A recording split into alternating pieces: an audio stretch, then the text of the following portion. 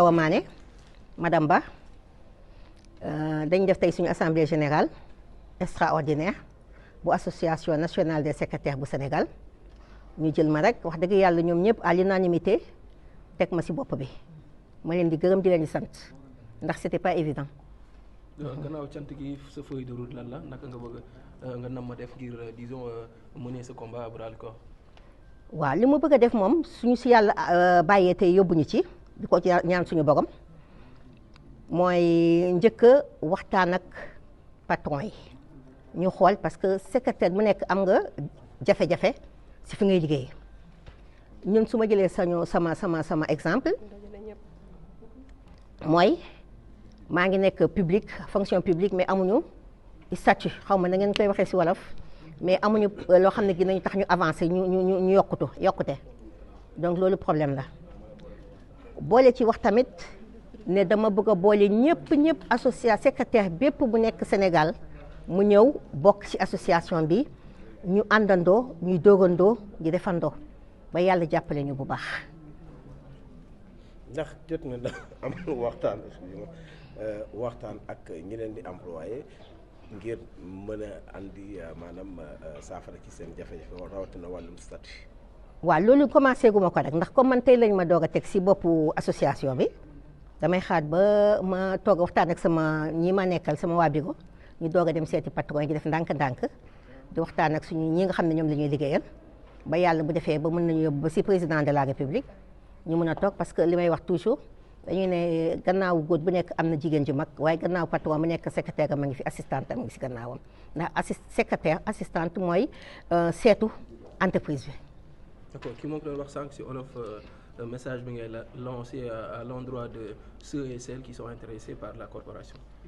nañu ñëw bokkoo nañu ñëw àndandoo ak man àndoon ak sama équipe ñu mën a liggéey affaire corporation bi liggéey société bi parce que surtout nouvelle génération bi ñun dañuy dem mag lañu dañuy bay suñu waax rek mais bëgg nañu ñiñ fiy bàyyi ñu taxaw tam taxawaay bu dëgg comme seen mag yi dañ taxawoon donc bu ñu am kerse ne duñu ñëw wala xale yi tamit comme li may wax toujours dañu bëgg xaalis nañu xam ne ki dina xaw a métti tuuti soo xasee ba dugg ndax li nga xalaat bu ñu lay jël ci privé bi wala boo li ngay xalaat nga dem fële ñu utiliser pour benn jour wala 5 jours li ñu lay fay te boo ñëwee dugg ci administration wala feneen ci beneen société da ngay parce que da ngay raam ba ñëw fu ñu toll nii waaw parce que on a peut-être traversé le désert mais quand même sant yàlla alhamdulilah. Prenez comme parce que nous avons le bac plus 2 nous sommes sortis de l'école nationale du secrétariat donc c'est bac plus 2 on a les mêmes donc hiérarchie B on a les mêmes types de carrière que l'archiviste, le documentaliste et l'informaticien et le comptable. Mais nous, en quelque sorte, nous n'avons pas de statut. Et là où le bas blesse, donc on ne peut pas avoir, notre plan de carrière n'est pas trop, c'est trop limite. On n'a pas un plan de carrière évolutif. C'est ça qui est qui a un problème. Ok, oui. Balma, c'est très important ce qu'elle est en train de dire. Awa Mané, je viens d'être élue présidente de l'Association nationale des assistantes et secrétaires du Sénégal, ANAS. Alors, quel est votre premier message après votre élection à la tête de cette association? Je pense que la première chose, c'est de dire Alhamdulillah, de remercier aussi mes camarades de promotion, mes consoeurs qui ont bien voulu me porter à la tête de l'ANAS. Votre feuille de route, ce serait quoi? L'unition d'abord. Je veux unir toutes les secrétaires et assistantes du Sénégal. C'est ma mission principale, ma mission première. Au-delà de votre mission première de réunir toutes les secrétaires, quel est le défi que, en tant que vous, secrétaire, vous faites face? Il y a beaucoup de défis à relever et qui font face à nous. D'abord, le premier défi, si c'est pour l'administration, c'est les statuts de la secrétaire au niveau de l'administration. La secrétaire au niveau de l'administration n'a pas de statut. Elle est contractuelle. D'autres défis qui s'annoncent, c'est-à-dire chercher un siège pour l'ANAS, le secrétariat. On n'a pas de siège. Ça, c'est un défi aussi à relever. et beaucoup d'autres choses à faire. Comme notre motif, le but principal de l'annonce, c'est la formation, revaloriser la fonction de la secrétaire. Ça, notre équipe, vraiment, s'y attellera.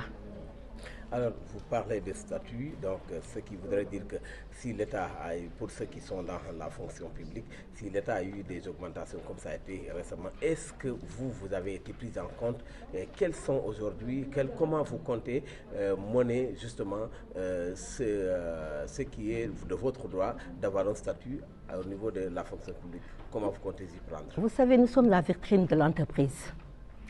On a l'habitude de dire derrière tout grand homme, il y a une grande femme. Donc, derrière tout grand patron, il y a une grande assistante. Je pense que si on parle avec nos patrons, c'est des choses, des défis auxquels je pense que ce ne sera pas trop difficile pour nous à relever.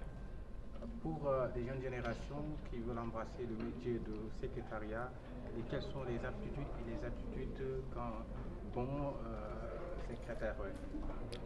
Vous savez, le secrétariat, c'est une chose, c'est-à-dire qu'elle est indispensable dans une société. Indispensable. Donc la jeune génération, tout ce qu'on peut leur dire, tout ce que je peux leur dire, c'est de venir embrasser ce métier, cette corporation, et nous allons lutter avec elle ou avec eux parce que ça compte maintenant des hommes au niveau du secrétariat. Donc pour relever certains défis. Y a-t-il des contraintes des fois ou bien? Des contraintes, ça ne manque pas. Partout dans tous les trucs quotidiens, hein, dans toutes les activités quotidiennes, il y a des contraintes pour les secrétaires comme pour les d'autres métiers. Bon, pour nous, surtout notre contrainte, c'est-à-dire l'heure. La secrétaire n'a pas d'heure. Elle est la première arrivée, elle est la dernière à partir. Est-ce que le métier nourrit son homme? Le métier nourrit son homme, ça dépend. Il faudra d'abord tomber sur un bon patron. Un patron qui sait ce que c'est une secrétaire, la valeur d'une secrétaire. C'est pour cela qu'on veut revaloriser cette corporation, ce métier, pour au moins pour qu'on sache qui nous sommes. Notre plan de carrière, les formations, tout ça. Parce qu'il ne faut pas aussi s'arrêter l'évolution du métier au sein de l'entreprise. Donc